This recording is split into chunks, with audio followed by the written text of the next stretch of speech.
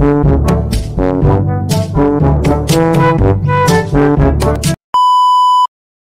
up mga kalagalag, for today's video nga ni pala ay ako'y man din nandini sa hugas kutsigang. Ay alam na kung ano ang agawin din at magapahugas ng kutsi. Paano baga naman ay magapahatid yung aking anak papunta sa St. Clair. Ay dali-dali nga ni ay sabi ko itika raw muna at yan ang putik ng ating sasakyan. Ay paliguan man laang natin at baka sabihin na yung driver ay amusin.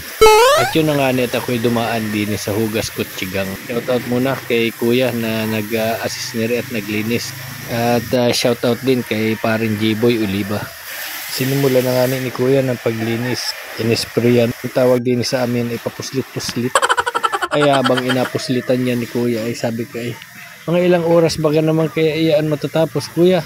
At yung anak ko ay anong samok at chat ng chat. At gusto nang magpahatid. Eh sabi naman sa akin ni kuya, ay madali lang po yan, mga isang orasin lang yan para sigurado pong malinis. Yan po ay vacuum pa namin. Ay ganoon baga, ay hala. Ay natapos ang pagpupuslit ay maya naman ay, ay sabi ko, kuya ano yan, ang inapapuslit-puslit mo na yan, at parang anong gandawari. Ay may sinabi siya sa akin, daw ang tawag dyan. Ay maganda nga naman at takip na takip.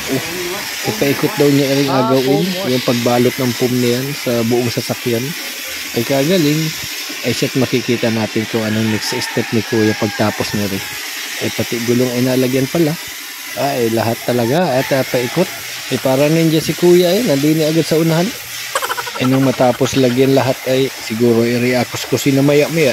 Ay nilagyan din iring tungtungan na rubber yung kinuha niya sa loob kanina. Ayos tanggal ang putik niya. At irin na nga nimula na nga ni kuya na piskusin. Ay syempre paikot din yung akuskusin. Mahirap naman pag yung tagiliran laang. Sabi ko, kuya, yung ibabaw ay maraming ipot-ipot-wari ng ibon yan. Ay abaw, nagselfie pa. Hindi nagtawag yung anak. Ay sabi ko, tingni at na vacuum na. Dali-dali yung anak ko ay.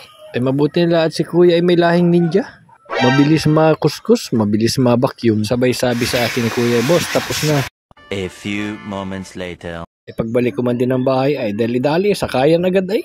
Eh sabi ko man din okay, fasten your seatbelt. Ay abaw, mapaspas yata. Ang nasa side ko ay si Esme. Eh sabi ba ganoon sa akin, parang anong bilis ng ating takbo. Sabi ko naman na maka-40 ay matulin na ba gayon? Ay bawas si Pat, ako'y na-nervous pag matulin. Ay ano naman maka-40 ay matulin na raw. Ay inip man din si Amir Conrad. Ay sabi baga doon sa ina ay, na si Mami.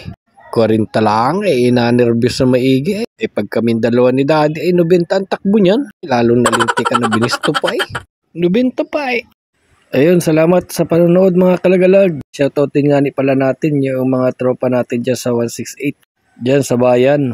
Kahapon ay bumili ako ng bumbilya.